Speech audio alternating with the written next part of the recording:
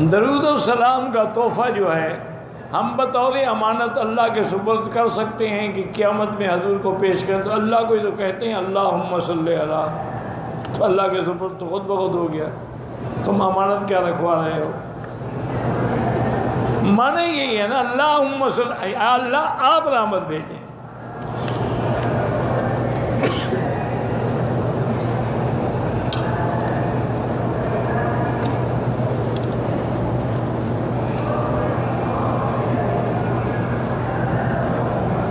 کہتے ہیں جی کہ میوات کے علاقے میں ایک بہت بڑی مسجد بنی ہے، اس مسجد کا نام بھی مسجد خلفائے راشدین ہے، بہت بڑی مسجد ہے، اور اس کا نقشہ دبئی میں بنا تھا خوبصورت۔ اب وہاں کی ہندو حکومت کہتی ہے جی بتائیں یہ پیسے کہاں سے آئے تھے، کس نے دیے تھے؟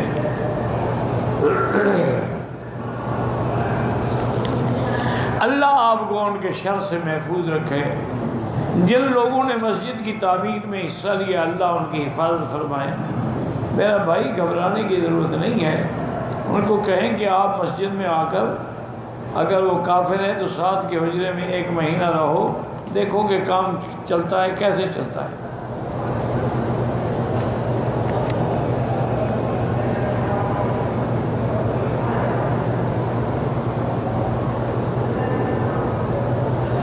ایک آدمی نے مجھ سے 3 لاکھ روپے لیے ہیں کہ میں کاروبار کروں گا میڈیکل سٹور کا، اور جو نفع ہوگا وہ آدھا آدھا ہوگا، ٹھیک ہے، لیکن نقصان بھی آدھا آدھا ہوگا، صرف نفع میں شریک نہیں ہو سکتے ہو۔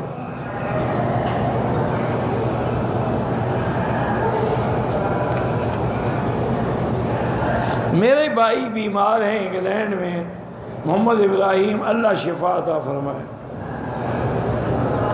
بعض لوگ جو ہیں 3 طلاق کو ایک تصور کرتے ہیں۔ میرا بھائی ضد نہ کیا کریں، تمام امت کا متفق علیہ مسئلہ ہے، چاروں اماموں کا کہ 3 ہوتی ہے۔ حضرت ابن عباس کا فتویٰ ہے کہ 3 ہوتی ہے، حضرت عبداللہ ابن عمر کا فتویٰ ہے کہ 3 ہوتی ہے۔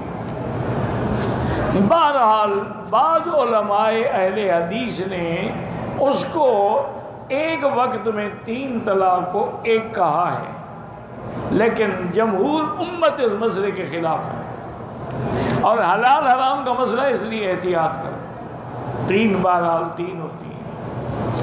اصل مسئلہ یہ ہے میرے بھائی کہ سرکار دو عالم کے زمانے میں اور صحابہ کے زمانے میں کوئی جھوٹ نہیں بولتا تھا، سچی بات کہتے تھے۔ اگر کسی نے بیوی کو 3 طلاقیں دی اور پوچھا، انہوں نے کہا حضرت میری نیت 1 طلاق کی تھی، میں نے 2 دفعہ اس کو پھر سنایا ہے، دہرایا ہے، ورنہ 3 طلاق کی میری نیت ہی نہیں تھی، اس کو 1 شمار کیا جاتا تھا کہ یہ جھوٹ نہیں بول رہا۔ لیکن اب تو دینے والے باقاعدہ 3 طلاق دیتے ہیں، پھر لکھواتے بھی ہیں، پھر کہتے بھی ہیں، پھر اسٹامپ پر بھی لکھواتے ہیں، عرضی نویس سے بھی لکھواتے ہیں، اور طلاق طلاق طلاق، حرام حرام حرام، سب کچھ ایسا پکا کام کرتے ہیں کہ نکلنے کی گنجائش ہی نہیں ہے۔ اس لیے بہرحال یہ حلال حرام کا مسئلہ ہے، اس میں احتیاط کریں، 3 ہوتی ہے۔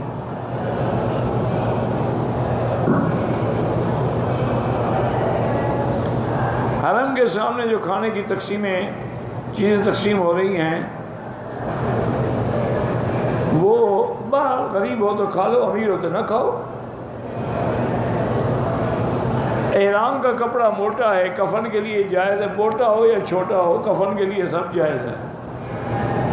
دعا کرو کلمے پہ موت آ جائے، کفن نہ بھی ہو تو کام چل جائے گا، اور اگر شرک پہ مرا نا تو کعبے کے غلاف میں بھی لپیٹو تو جہنم میں جائے گا۔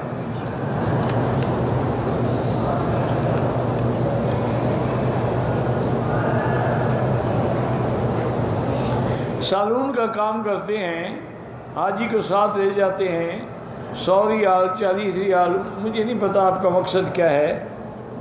احرام پہن کر حاجی سے پیسے لے کر طواف کرتے ہیں، جھوٹ ہے، جب اس کو عمرہ ہے ہی نہیں، جھوٹا عمرہ کر رہا ہے نا، جھوٹ ہوتا ہے، جھوٹے کے پیچھے نہ چلو۔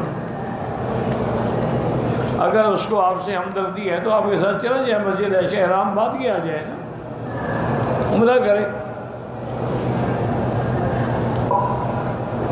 عمرے کے بعد سر کے بالوں کے ساتھ مونچھیں بھی کٹوا سکتے ہیں، پہلے بال کٹوائیں پھر مونچھیں کٹوائیں۔ اگر مونچھیں پہلے کٹوا دی تو دم پڑ جائے گی۔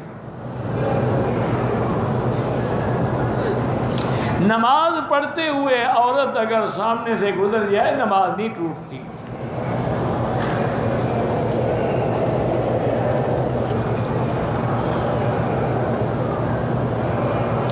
حرمین شریفین میں حنابلہ کے نزدیک فجر کے بعد یا عصر کے بعد بھی جو ذوات الاسباب رکعتیں ہیں 2 تحیۃ المسجد یا طواف ہو جائے، ورنہ وہ بھی کہتے ہیں ناجائز ہے، لیکن افضل یہی ہے کہ نہ پڑھی جائے۔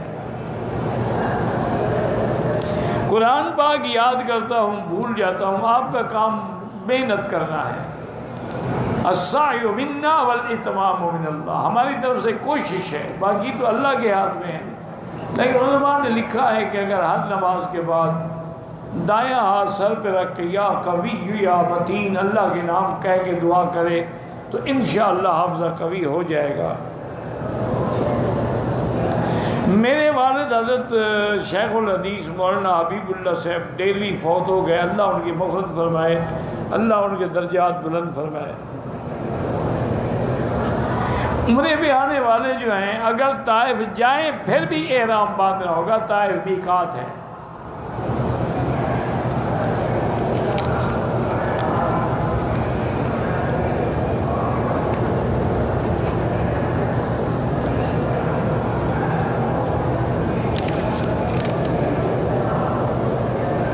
پتہ نہیں آپ نے کیا لکھا ہے، عورت ہو میں کام ویل چیئر کا کرتی ہوں،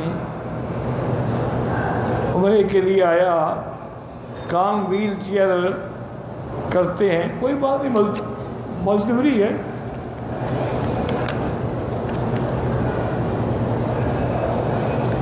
اگر نماز کی انتظار میں ٹیک لگا کے نیند آ جائے سب کے نزدیک وضو ٹوٹ جاتا ہے، کیونکہ ٹیک لگانے سے اعضاء ڈھیلے ہو جاتے ہیں، پتہ نہیں ہوا نکلی ہو، شک تو پڑ گیا نا، اس لیے وضو دوبارہ کریں۔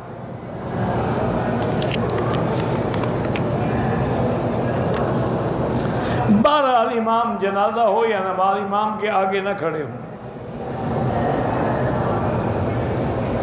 ہمارے یہاں بعض لوگ جو ہے اذان ہو یا اقامت ہو اشہد ان محمد رسول اللہ پہ انگوٹھے چومتے ہیں، یہ بدعت ہے اور گناہ ہے، درود پڑھا کرو۔